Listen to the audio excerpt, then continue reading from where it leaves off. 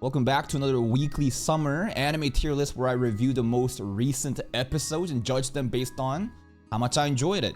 The cutoff again is Sunday, meaning Monday anime should be omitted, but as of recording, this is Wednesday. I am late. I haven't even done Tuesday content. Tuesday content is this anime though. It's not that big of a deal, so I guess we'll include Grand Blue for Monday, you know, that should be included in next week's list. But let's talk about Grand Blue. Okay, no. First, shows that we're dropping. Not Call of the Night. It's actually doing decent now. Gachakura was on delay. Where's that show? There's the Shy Hero Assassin Princess. So this is a Saturday slot, and there's way too many shows on Saturdays now. Kaiju 8 has come into the roster. There's like 5 separate shows I need to be watching on Saturdays. It is a very lackluster, mediocre performing show. The premise of this was kind of like a gimmick in the beginning, right? Everyone kind of wants to check out what is the viral hype of these shows in the beginning, but the gimmick wore off, the true viewership has shown, and it's not really worth to justify keeping it around, therefore dropped. Next up, Kaiju 8. Okay, this is finally back. I would rate this episode great, if not top of good. It's here somewhere. I thought it was a solid episode. Came back, gave us a quick recap of what's going on, gave us really hype, highlights of this new Narumi guy and what to expect in the first division. Everyone else is doing well too. Kafka's doing his thing, and a little bit of like mystery with whatever Papa Shinomiya is doing in the laboratory. Fantastic episode. Next up, I am actually enjoying this way too much recently. Maybe I'm gonna have to recalibrate this later on. Maybe both of these should be down here. Let's just like not hype it up too much and increase it later on. Mikado's Sisters, man, every episode so far has just been solid. The slice of life interactions, the character interactions between, the girls and the guy, it's like, I'm feeling it. And the way that he's always trying to like focus on the sense of family and bring all the girls together, it's like a very wholesome, sweet moment, even though everyone wants to basically aura farm and be nonchalant. It's a very sweet anime. I think a lot of people should check this out. It's a very underrated rom-com in my opinion. I don't see a lot of people talking about this. Next up, we gotta bring Dress Up Darling back. Resurrected. So Dress Up Darling has been resurrected out of the ashes. Why? Because one more game. One more game, no more, no less. We're gambling. It's dangerous territory. But a lot of people are also fucking around, and I think we're gonna find out. You gotta remember that like copyright strikes, we got 3 lives to play with, right? I do have 3 lives to play with, so I'm kind of risking it. A lot of people are also risking it. I think it's worth to risk it though. It is, I think, worth the risk. I think most recent episode, I would say, was also just kind of good. Nothing too crazy happening, right?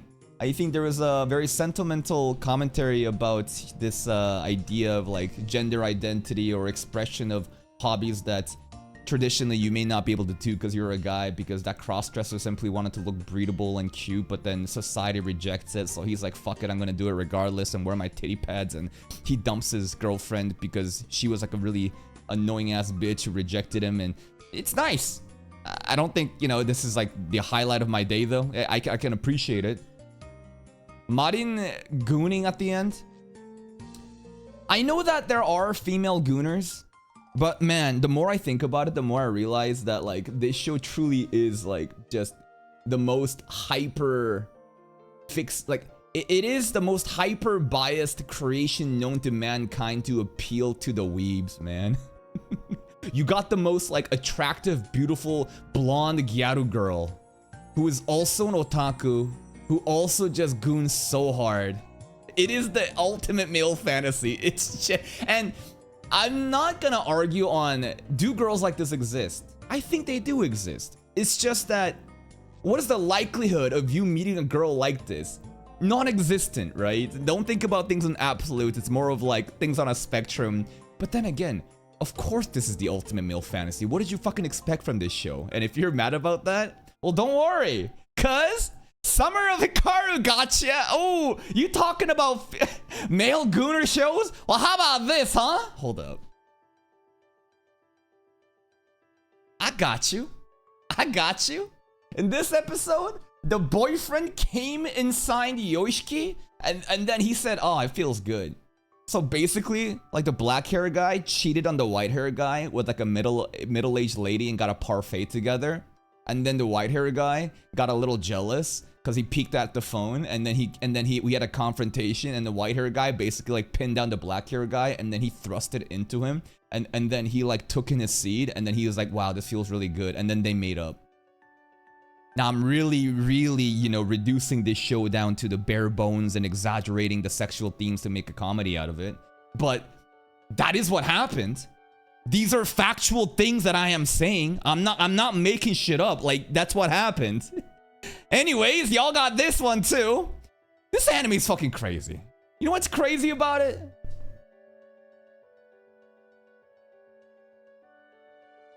This is the power of female gooners. I have the Love and Deep Space fucking audience now. Female 50%? Don't worry, Ann. We got female 53%. Dude, what? We surpassed the male viewership? Do you understand how fucking crazy this is?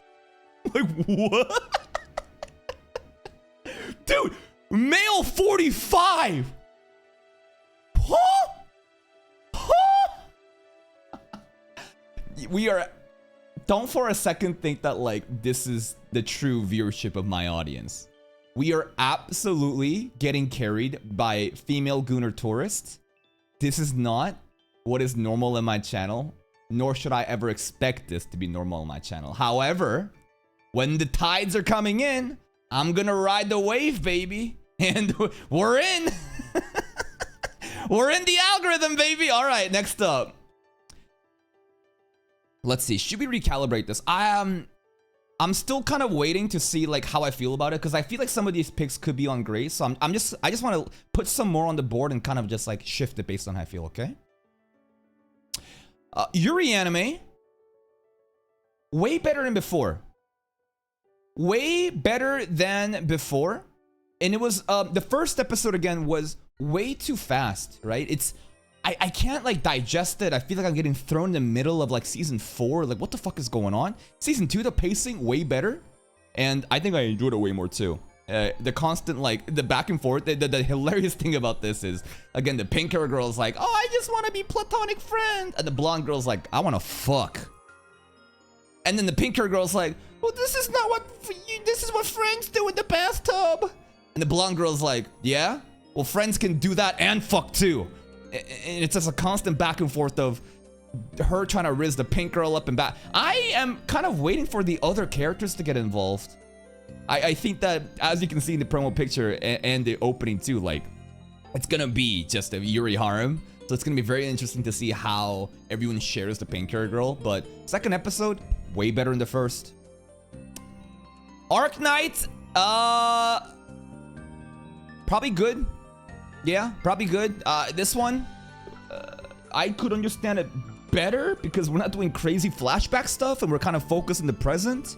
There's some really jarring comedy moments because these war criminals are just kind of talking like they're slice of life characters, Dr. Kalshist and Dokta, and talking about boiling ramen in the mouth when we were just talking about putting children to the front lines of war. The Rosmantis stuff was it's kind of sad with the memory stuff, but also the attacks and the action sequences at the end was pretty hype. I'm kind of sad that we have to fight Patriot. I feel like he's a good guy, and Paolo's just crashing out. Next up,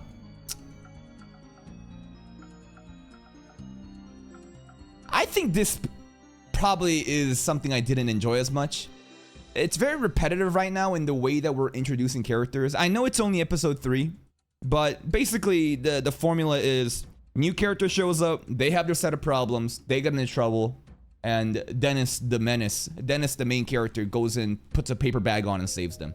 There's a very sentimental and like maybe like a more mature theme going on with like how the kid basically got thrown in there for dead, and so was this girl in the past, but then she like saved him, the spirit saved him, and he learns from it, and he learns to value and cherish life.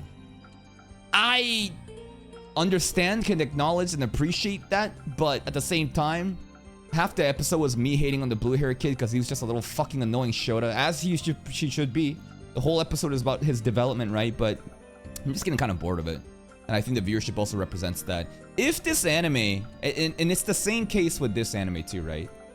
Luckily, this anime falls in a day where the weekly slots. What do I mean by that? Remember, every day I have 5 edited videos to put to my editor, along with extra videos that I watch, you know, on YouTube.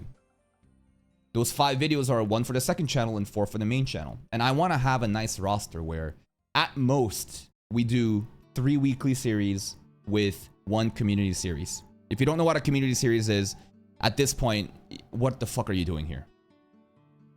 If there are 4 really good weekly series happening, then I'll kind of tank it and just keep going with it. But if there are 4 weekly series and it's really kind of mid like this, I'm probably gonna drop it. If this aired on the same day as Shy Hero Assassin Princess, this probably would have been dropped too.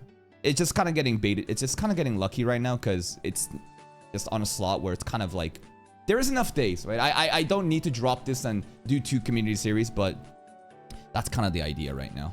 Anyways, it's all right. Next up, first anime I'm putting in peak. Sakamoto Days.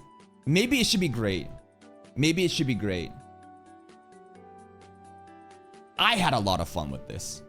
I thought this episode was actually so fun. It is not Jujutsu Kaisen. It is not the Sakuga action you're asking for.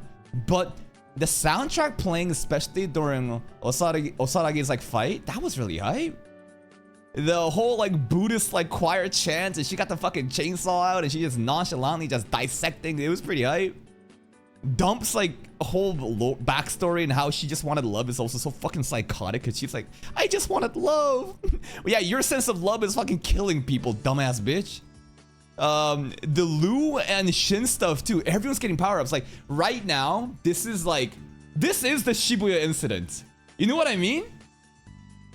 No. Core 2 straight up is the Shibuya incident in how basically, right now, it is an all-out battle royale. Motherfuckers are on the map. We see people on site. Boom! We fighting. New powers are getting unlocked. It's just hype fiesta. And I'm having a lot of fun with it. The first 2 episodes back to back, man, this is an amazing way to reintroduce people back into the show rather than having like recaps and long drawn out moments. I think that this episode was fucking really great. Another episode that I think was great, if not peak. Well, you know what? Next episode I'm putting on peak. I think I'm putting Call the Night in peak. The direction in this anime is, it's disgustingly good. That episode was fucking crazy. And you know what the craziest thing is? This still isn't the best episode of this week I've seen. Because there was another anime that I think surpassed Call the Night in the direction of the cinematography. Call the Night though, my god, Anko's aura, it's just she pulls out no powers, regular human I think, pulls out the vampires, starts stabbing the shit out of Akun. It's just like, holy shit, this is fucking terrifying. And I love how the director is able to create so much aura off of these characters that, like, let's get real, these characters don't have that much crazy powers, you know? Like Sakamoto Days, like these motherfuckers got way more cooler powers, but like it's the tension and the build-up that the director of these animes can do by utilizing amazing techniques. What I really liked about it is constant like shifts in the camera movements, the color palettes, the lens flare, the lights. Anytime you see Anko, you see the gray-brown visual filter and you feel the menace, the soundtrack playing into it, the voice acting, the facial expression, the character acting when she's stabbing Akun too. It's just like, oh my god, I think Call of the Night is genuinely one of the best animes airing right now. It's not getting the recognition it deserves, but rarely does art ever get the recognition it deserves. Absolutely peak. And then we got to get more, we got to get lore, right? We got lore for Nazuna and potentially how she got turned. I think Kabura probably did it, right? And there's a lot of theory crafting happening right now of like, when did she get turned? How did she get turned? Who did she get turned by? What is her relationship with Anko? Why does Anko hate vampires? I have a current theory. I think that the whole like Anko's dad dying and resenting vampires may have to do with not necessarily Nazuna, but most likely her dad fell in love with a vampire in the past. but he wasn't able to be turned, and I think he got killed. I think that's a very plausible theory that makes sense with the themes of the story that we've learned so far. And after the dad couldn't be turned and died after a year, she resents the vampires. And then at the same time, I think that Nazna also shared the information that like, hey, I turned into a vampire. And then their childhood friendship that Anku and Nazna had, maybe that was the one thing that kept them together. And that was like the tipping point, and she went berserk is my like kind of like headspace right now with that. Next up, Dan. Probably peak. I think it was. The GG versus Okarun fight, I think, was cinema. I think it absolutely was fucking peak. The animation happening during the fights, fucking crazy. And then the climbing out of the entire thing too, like the whole like depth of the tunnel and climbing the entire thing, the way that the camera is like doing this perspective POV shots internally, and then like Momo also like reaching for the top, like I thought it was a fucking peak episode. Yeah, the 100-hit combo, like, and it also ties into like the exercises that Okarun was doing back in season 1. These like squat jumps that we thought was fucking cringe came into an actual technique. That shit was hype. We're not done yet though. The mountain is erupting. I hate that the Kita family is still alive. God damn those boomers, bro. They should die off. God, I hate them. But things are still popping off. We're not just done yet. Nekubaba is still sassy as all hell as usual. Next up. Let's see. Let's start promoting some shows up.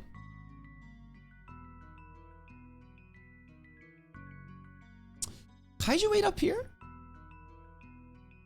Maybe? I actually enjoy Kaiju 8 a lot.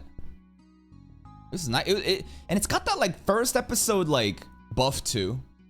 Because it's like, you know, whenever like a new show comes out, the first episode, it has like an inherent bias. Sorry, not a bias, it's like a buff, right? Where because it's the first episode back, everyone is hyped, and even though it may not be that good, people are just excited. I kind of put it up there maybe.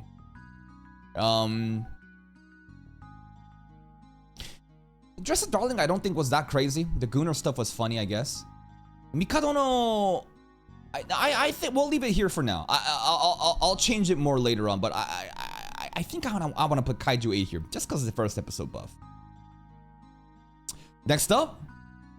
Oh yeah, this isn't great. Yeah, this isn't great. It is. I enjoy this way too much for my own good. Okay. So like okay. So I enjoyed Saku versus Subaru more than the fights that happened here.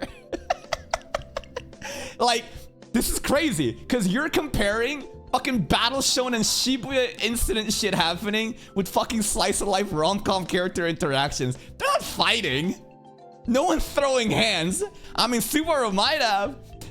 Saku made her cry.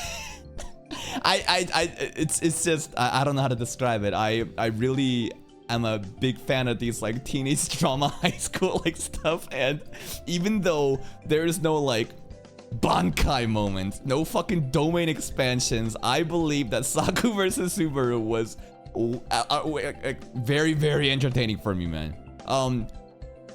I'm honestly more interested in Saku and Subaru's shit more than Rintaro and Waguri.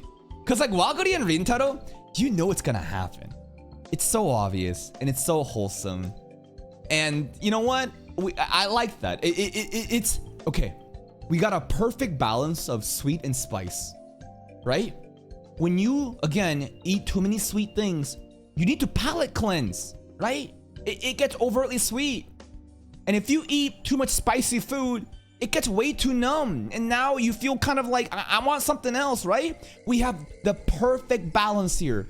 You want sweet, wholesome shit to kind of chill out? Don't worry, Rintaro and Waguri gotcha. Are you getting a little bit tired of that? Oh, we're gonna mix some shit up. Saku gonna pull up and we're gonna make Subaru cry. I loved it. I love this episode. Dude, should I put this in peak? That's crazy. Nah, that's crazy. I think it's great. I think it's great. I think that it's great, and it was a fantastic episode, and What's more to say? I think Netflix has absolutely dropped the ball, and it is cooking, man. Next up. Saku and Subaru is the pickled ginger to Wagyu Rintaro being the sushi. Yes, you're right. Absolutely right. The palate cleanse, right? You eat sushi, and then you want to have pickled ginger or wasabi to kind of like, you know, cleanse the palate so every new bite is a fresh new experience, or else every bite becomes the same. Or like, when you're like in a, let's say, you're like in a boutique store or whatever, some fancy store, and there's like people like, not taste testing, but like smell sampling like perfumes and colognes, right? Sometimes they'll have like a coffee bean jar to kind of like reset the smell, right? The olfactory senses, such that like you can smell the next cologne and know that it's different. It's kind of like that. Anyways, next up, Busamen was probably up here. It was fun. It was nice. We got more like, what's the word? We got like we got more lore about who these girls actually are. Now, the wheelchair girl really was the black hair girl, which is kind of like sad but wholesome, because basically Ugly Mug wants to take care of her, and she's like this socially inept girl. I kind of feel bad because we were shitting on her for being like a rude little bitch, but this is a girl that basically lived in a wheelchair and was like lived as an outcast and has no social skills. So this, you know, corporate fatty slave is gonna teach her about the world, which I think is perfect because he has a lot of, you know, mannerisms. And then the blonde girl is now like, what's it called? Probably the girl that sued him on the train in episode 1, the Groper. The Justice Aldine stuff, unfortunate we didn't get to see more from it. I wanted to see like exactly what was going on with his powers, but my favorite part is probably when he was about to attack and Busamen just did a fucking booger bomb, and then he shifted, you know, the main character's like hand. Anyways, it was a funny episode. I want something more from it though. It's cooking. I think that the overall gimmick of the Ugly Mug has fallen off as we're focusing on the other characters. I still think that it's a good idea. It's definitely cooking right now. I want more to happen from it though. Next up, Graham Blue will judge the... We can judge both episodes. So the episode that I should be judging right now should be last week's episode, which is the Shiori episode, right? She's going away. She was a nice little sister. Kohei's a literal pedophile though. Most recent episode that we watched too, Nanaka fan service. Nazuna wants to run a threesome. Keiki just getting fucked and cooked. I would probably put this like here. It's fine. It's fine. It's nothing too crazy happening. Just enjoying the vibes of the crew. We're chilling. Summertime vibes. Next up, BBL Shota. I think BBL Shota isn't great. I enjoyed this shit a lot. The fight scenes, again, it is spectacular, man. Straight up some new gen anime shit. Like, you want to see some flashy ass fight? Check this anime out. Might kind of make you feel weird because the type of fan service they do in this anime is different from most. Again, why do I call it BBL Shota? What does BBL even mean? Why am I adding this prefix in front of Shota? You know, girls with big butts? BBL, that's what the surgery is called, BBL surgery. This Shota has a big ass. What am I saying right now? What am I saying right now? Basically, this anime whores out this little boy. They put him in all these feminine outfits and he has the most breathable legs and hips. And it's fucking weird because this kid has the widest hips and the thickest legs compared to any... Like, name one fucking character that is in this chart that has more thicker legs than this kid. It's weird. That's the weird part. If you can overlook that, you can have a fun time. Well, no. Silpha technically is more thicker, right? Silpha... Sakamoto... Sakamoto does have some cheek. Yeah, you know what? Yeah, you're right. Ugly Mug does have... Technically, if we're just gonna go off of sheer, like, mass... Yeah. Ugly Mug, he thick as fuck. Yeah, he a big boy. He should take the cake. He literally the whole bakery. Anyways, what I'm trying to say here is, this is a visual spectacle If you want to watch just brain turn off and Unga Bunga fighting with a lot of funny moments, this is it, man. I think that this is a very simple show, right? Nothing too crazy happening. They do try to explain the battle mechanics, and the overall premise of this anime again is this kid gets reincarnated, a dude gets reincarnated with this, you know, desire to learn magic, and now he is in this vessel that has unlimited potential for magic. He goes in and just confronts whatever and learns magic, and that's pretty much it. Very simple, but once you start to watch more and more, you start to realize that it's really, really fucking hype. The fight scenes are gorgeous. It's beautiful. The fight against the angel was stunningly mind-blowing. The different color palettes, it's so stunningly beautiful. The amount of different things that they have to focus and scale, right? The angel, like, what's it called? The lucent blades or whatever. Like, oh my god, it's just like... In the cosmic horror fucking eldritch nightmare powers that he somehow has earned after learning the church powers, because somehow it's an embodiment of one soul. Like, bro, this shit was like breaking beyond God's pearly gates. And then the face-off with the villain of this arc, this guy right here in the top left, that showdown, it was funny because he's so tall and he's so tiny. I love that shit, bro. It was such an epic showdown, but like this guy's like 6 foot something tall and this guy's like fucking like 4 foot nothing, so it's like two figures like crossing paths, but like one is so tiny. But anyways, solid episode, hype ass fights. I'm excited to see what they're gonna cook with this villain. Hopefully it's gonna deliver, man. Next up, oh, we got some fucking heavy hitters here, man. To Be Hero X, I think I want to put this in... If I'm gonna put To Be Hero X up here, then yeah, maybe I'll put Kaiju 8 down here again. I don't know. I don't know. I don't know. Let's demo Kaiju 8 again. To Be Hero X, I think, was a great, sentimental, wholesome, funny episode. Kind of sad too. I love how the prof, you know, Lolly's dad, was talking to Ghostblade man to man and thinking that like this guy is trying to diddle a girl. Not diddle. Nono is old enough, but he's like, listen, men, we have young souls. I'm not gonna judge you, bro, if you want to go hit on that girl. Listen, but you can't be creepy about it. Go shoot your shot. But he's like, bro, this is my daughter. What are you fucking talking about? The fight scene was crisp. I love Ghostblade's movement. It's so, anytime he does his cool, we know, blade attacks, it's not the craziest fight, but it's very like refreshing whenever he does his slices.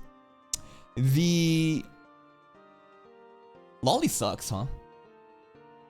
I'm starting to realize Lolly is just a very hateable character. The way that she's getting mad on behalf of Nono the entire episode, it's just fucking annoying, right? And I think it's Lolly fatigue. Like, bitch, you already had your arc and it was one of the most underperforming arcs and people are kind of like disappointed with you, and now you're still fucking in this current arc, and because all the stories are intertwining together, and you crashing out on this fucking dad that's trying to get back to his daughter. Like, god damn, bitch. Let's see what's some other takeaways. The plot all coming together right now, like the stuff that happened at the end of the Queen arc, them going on vacation and seeing Johnny and pop off in this. I can really appreciate that. I can really appreciate how there are like 4 separate story arcs that is all culminating and coming together. Yet at the same time, I can't help but feel a lack of oomph. You know what I'm saying? And I don't think it's because of these other summer animes coming in. I think that To Be Hero X's substance has quite literally fallen off. I hope that it can get back to its former glory, because like the former glory I think was in the beginning. Well, maybe we were just kind of getting baited, right? Maybe we were placing this on a pedestal and didn't really understand fully, you know, how much this show really had to offer. But I do believe the Nice arc and the Isol arc, that shit made me feel something. Ever since after that, it's just been kind of on a decline slowly but surely, and now it's kind of at this kind of like lukewarm spot where I would rate this anime like a 7.5 to 8 out of 10 right now. I would. In the beginning, I was like, does this have potential to be a 9? I think this is an easy 8, but right now it's kind of getting lower and lower, and I don't know, man. Yeah, it's still good anime. It's just, it's not on the level that I hoped it was gonna be. Next up, Krivates. Krivates probably is up here. Peak dark fantasy. The bone breaking, oh, just the cracking sounds, the fucking Alicia coming back together. That was haunting.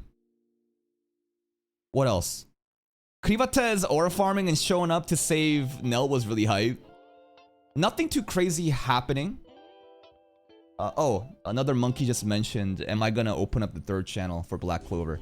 Remember, every time someone mentions that, that shit gets delayed another half a year. So congratulations, we'll see the third channel in 2027. Krivates, nothing too insane happened. It was just like battle for survival in the night. But the overall, just like, I feel like nothing really happened. Yet it was still so interesting. Why? Because it's so gory? Because it's just like, people are just all fucking dying? I mean, I really like the end of the episode too, with like Alicia falling into the water. She's like planning something huge, and then you can see this giant-ass fucking monster that's like arising from the bottom. You're like, oh my god, the skeleton's crazy. And then I think the thing that I really likes is Krivates is like, the way that he is supposed to be so evil, but he can objectively like observe over humanity and see how disgusting these things are and kind of like enact his own justice onto them. That's what I really like about this show so far. Him just kind of observing and seeing all the fucked up things happening with Nell and him being able to empathize and understand.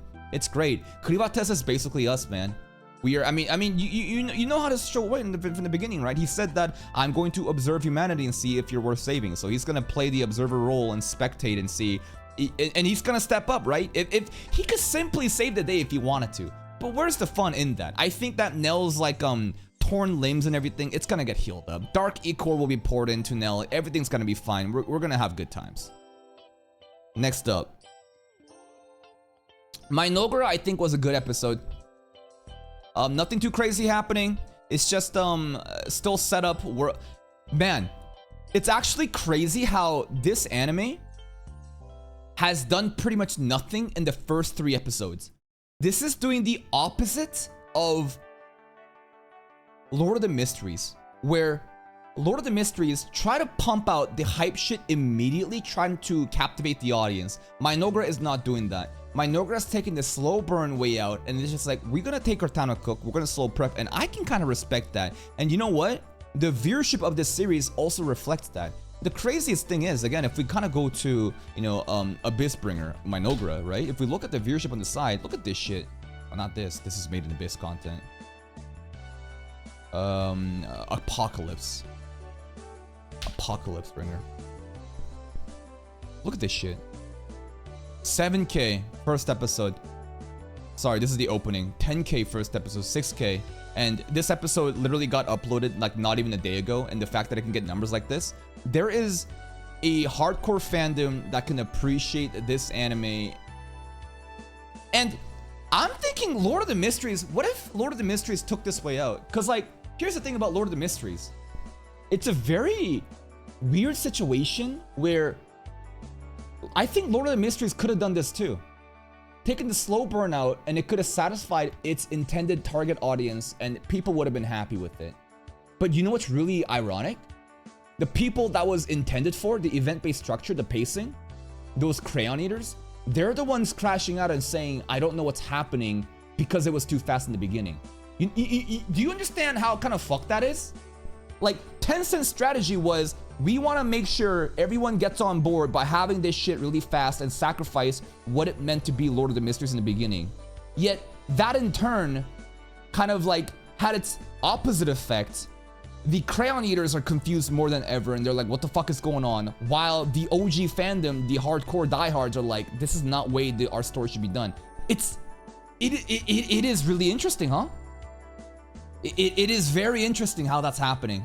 Regardless of that, anyways, we're talking about Apocalypse Bringer right now. Fantastic, one of the best shows performing right now. It shows that like, if you have a target audience, and they're loyal, and you give them the way that the story should be, they will show up, they will support it. You don't need to try to be mass appealing. You try to appeal to everybody, you never appeal to anybody. And I don't want to speak too fast, not too fast. I don't want to speak too early about this, but there is this notion in business where and I talk about this in the YouTube algorithm videos too, where you cast a net way too wide, hoping you're gonna get everybody, you're gonna get nobody, right? Sometimes it's better to focus on your strength and get your intended audience rather than trying to focus on two separate things in a half-assed ways and get neither, right? So kind of like that. Anyways, Minogra, I'm still enjoying it. A lot of people are really hyping up next episode. They're saying, bro, they've been like setting up the first three fights. Bro. Next episode, I hear some fucked up pop-off moment is happening. So I'm like, oh, I am excited for that. Next up, Silent Witch. A lot of cute, funny moments. Silent Witch is also one of the best performing shows this season, and probably like one of the most fan favorite shows on Patreon, by the way, in terms of engagement. Silent Witch. Yeah, I put it up here. This shit hype. This shit fun. This shit cute. Funny and cute. I love it. Monica's a delight. She is such a insecure little blob, but it's endearing. And all these, you know, princes and nobilities and people are coming over and recognizing her greatness. She's doing her thing. Whenever she gets really, you know, engrossed into whatever she's passionate in, like math, she starts yapping. It's cute. It's funny. She did a whole ass Mau Mau Apothecary Diaries episode and deduced everything. The mystery in this show too, right? The mystery in this show is very interesting right now, because it's like there is this mysterious mind controller who is turning people's eyes red and making them crash out. We had the two couples, right? The fiance and the girl, right? Those two kind of got done dirty. I don't know what's going on. Why are they there? There is a puppet master behind the scenes trying to stir up shit, and I don't have enough details right now to ever, you know, point out who this could be. I'm liking it a lot though. Finally, two main hitters. Let's talk about Lord of the Mysteries first. I think Lord of the Mysteries for me was indeed peak. Yeah, I think it was. I think Lord of the Mysteries, bro, like this episode was very fun in how like, how do I even explain this? It was just a bunch of gay jokes, that's it. It's just Trissy shit. I know that a lot of people are not gonna be of my humor, but I'm an Oonga Boonga human, and I like making these stupid ass jokes and talking about, oh, is that a man? Is that a woman? Oh, what's going on? Trissy, yeah, Trissussy. You gonna hit Trissussy? I would. Now, the question is Trissy gonna basically, like, she gotta take some dick now. Triss has been instigating and turning, you know, wives of husbands onto them, and the wives are abandoning those husbands, and he's having threesomes, and that's great. But now Triss has become Trissy, and he gotta take something. If Trissy wants to manipulate, you know, and you saw how she was manipulating men in the train, right? She fucking walked in, everyone's simping. They're like, oh god damn, okay. They're like, who's this baddie? They're like, oh, madame, please, please sit in my cart instead. And she gets a cigarette out. Everyone's like, boom, lighter, ready to fucking go. And now she gotta fuck him, bro. She literally, well, we'll see, right? I don't know how far she's gonna go with it. Maybe she's gonna tease, right? Maybe she's gonna have like a softcore OnlyFans where she can get what she wants with the men, but she won't let anyone hit just yet, right? I don't know where we're gonna go with that. Other than that, the world building with the Demoness sect was great. We got to learn about the, you know, what the assassin pathway was, and now it's like, would I still take that pathway? I don't know anymore. The funny part when Dunn realizes the slice of life music kicks in, and Dunn's like, wait a minute, wait a minute. Demoness sect is a bunch of fucking dudes? That's women? Yeah, Dunn, that's how it works, bro. The fight scene with Triss versus the Nighthawks was pretty hype too. I think it was pretty easy to follow. Some people are saying it was confusing. I don't know. We can always chalk this with a skill issue. And I got a fat drama video coming out for the whole skill issue thing. And it's going to be spicy. It's going to be a 3-part video putting your boy Roshi, Nicholas Light, and many others on blast. In a very respectful way, of course. It's going to be fun, so look forward to that. I like this episode. I think that the structuring of this episode was good enough for me. I think that episode 4 and 5, to me personally, has been very fun. But many people are still gonna say it's too fast-paced, and you know what? Yeah, probably is for you. Want, want. And finally, I think that I have to put this on a different tier.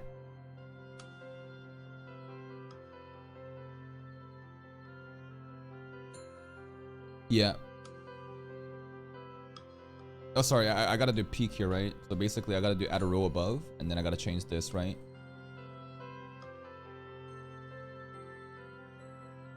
Like, and this is not even like me trying to glaze. This is like, when was the last time I saw an anime on this caliber?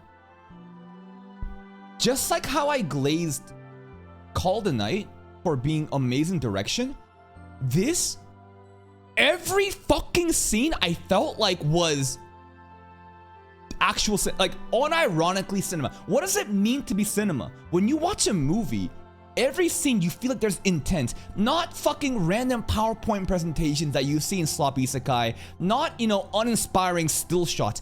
Every scene has so much fucking symbolism involved using the imagery, right? What am I even talking about right now? Well, I think the most like easiest one, I guess, is the pancake stuff of how Asuma was treated with the pancake, but it was also like a symbol of like how this is getting dangled in front of him, and it's also, you know, represents his failures every time he, you know, disappoints mom. Right? The anxiousness and the guilt that was shown in Asuma's face as the camera is just doing this like rotoscope shit, and it's all like enclosing within him. How like Shizuka's walking in the path by herself, not looking at anyone else, and the camera angle's also showing like this world view that kind of encompasses to maybe hint that like Shizuka's in her own world and she cares about no one else, and that's what's happening. The way that the show is able to just like show so many different sides of humanity in the beginning, like the expectations being subverted, man, the distance of like the table of like mom and Asuma's talking, how it's being lengthened and distorted, and then you can't see your face anymore, and like the way that the big bro is like coming to Asuma and he's like helping him from the darkness and illuminates his light, and you get some fucking All Might like, you know, star effects, and these are just like tip of the iceberg. I am not smart enough to dissect this episode and properly give it the glaze it requires. What I have just said is like 1%. It is a spectacle. It is unreal. I have not seen an anime on this caliber. I genuinely believe this is the best episode. I genuinely believe this episode is the best single episode that's ever aired this year. And that, I think, more than Solo Leveling. More than Solo Leveling, Jinmu versus Beru. Nah, those episodes, it's just fights, it's hype. And you know what? It's pretty. Where's the substance? Here's the fucking substance. This is how you make great animation. But at the end of the day, right? Solo Leveling Season 2 is gonna sweep, so get ready for all the disappointments. I have some arguments to, here's a little quick rage bait. I think that Frieren didn't get robbed by Solo Leveling. Let me cook. Here's a rage bait take. I do believe Taco Pete will get robbed by Solo Leveling, but here's why I don't think Frieren got robbed by Solo Leveling. What the fuck is so deep and complex about Frieren that you can actually say Solo Leveling is worse than it? No, straight up tell me. Straight up tell me right now. Oh! My feelings about this elf who doesn't understand the passage of time and she feel bad. Wah, she feel bad and depressed because her friends are dying. This shit is some Google Gaga simple ass shit just like Solo Leveling. But you motherfuckers put it on a pedestal because feelings. And then basically Solo Leveling gets shit on because of the stereotype that action animes, action shows, there is this stereotype in culture that's been propagated from Hollywood that like Fast and Furious, like these action shows are Unga Bunga. Therefore, Solo Leveling also, Unga Bunga, therefore whatever cringe. And then Frieren gets to hide behind the shield of slice of life and this like existential question of like, what does it mean to live and appreciate life? Here's what I could do. You want me to be so disingenuous? Here's a fucking mental gymnastics. You want to say Frieren is so fucking deep with your themes? Let me get deep through. This is a story about a man who's been looked down his entire life. Born to be the weakest, and he puts the fucking effort out there even though no one cares about him. Nobody trusts him, and after saving his fucking party in the beginning, he gets betrayed again. And then, miraculously, he finally gets that one fucking break. And now he has a chance to be something. To fucking put his work in. How endearing is that? How inspiring is that? He goes on to fucking put his country on his back. And then he's aura farming. He's saving his fucking mom. He's saving his mom, who's been in a coma all his fucking life. And could you imagine the mental fucking pressure, the fucking trauma, the level of mental illness that Sung Jin-woo has to deal with? See how I can just glaze it? Okay, let's just actually get serious here. I genuinely believe you motherfuckers make a bigger deal out of Frieren, but completely ignore solo leveling simply because it's action. And I can do these stupid takes too. But Frieren wants to explore the world and go to different places and remind herself of the memories that she forgot with Himmel and friends, and in doing so, it's such a great reflection on life. I can fucking do that bullshit too with solo leveling. So what I'm saying right now is, please open your fucking mind. Please open your fucking mind and at least be open to this discussion that Frieren, maybe it's not as deep as you think. Maybe it's getting away with it because it's hiding behind this mask of, like, slice of life. World building though? What's the fucking world building in Frieren, bro? The fucking blue sky? The green forest? Random as fucking cities that we're walking to? You really gonna say Frieren has a fucking world building? I mean, that's kind of disingenuous, right? We meet other characters in Core 2 and we hear about the different continents and the different kingdoms that they're from. Yeah, I get it. Here's some world building for solo leveling. Korea? Japan? China? America? And so much more. Bro, what the? I can list random fucking places too! And they have cultural, historic context! Everything I've said right now, everything I've said right now, do I completely believe what I say? No. And again, I preface this by saying this is a rage bait take. But it truly made me think. It truly did make me think that I was like, did Frieren get robbed? Or are people very hateful and biased towards solo leveling simply because it is an action series and people are so willing to disavow an action series as nothing more than just spectacle action series, while you have a slice of life and a story that is more about just vibes and an existential crisis. But the more that I thought about Frieren and the themes that it represents, I can do this mental gymnastics too, right? Like, you talk about these characters and how deep these characters, like Stark, and how he is this, you know, an insecure and scared and little giant, but because he's scared, you know, the lessons that he learned from Aizen and he's able to be strong again. Like, I can do that bullshit too with Sung Jin-woo. I can do that with these other characters too, bro. But like, some people are willing to glaze and be so disingenuous and cast aside solo leveling simply for their premise. Nah, I just... I'm just saying, it's something to really think about. It's something to really think about. Anyways, let's see. Are we done? Yeah, that's the tier list. So, series that we've dropped. Shy Hero Assassin Princess, okay? Oh, Water Magician. You're right. What the fuck? Why do I have Water Magician here? Good call, good call. Water Magician this episode, I think, is just good. Nothing too crazy. I don't know. I don't know where I put this shit. It's just chilling. I'm waiting for this shit to fucking do something too, kind of like Apocalypse Springer and Mind Ogre. Anything else? That's it. Yeah, that's it. That's pretty much it. And I think that this is a pretty good representation of how I felt about this week's of anime. Maybe Kaiju 8 should be bumped up. I mean, that one Narumi scene, honestly, the Narumi scene, I've already seen the fucking, like, Narumi scene in... I've already seen it in the trailer, right? So, like, Nukitashi doesn't really count, nah. This is it. I think it was a great week of animes, and I can't wait to see what this week has to bring on forth. See you next time.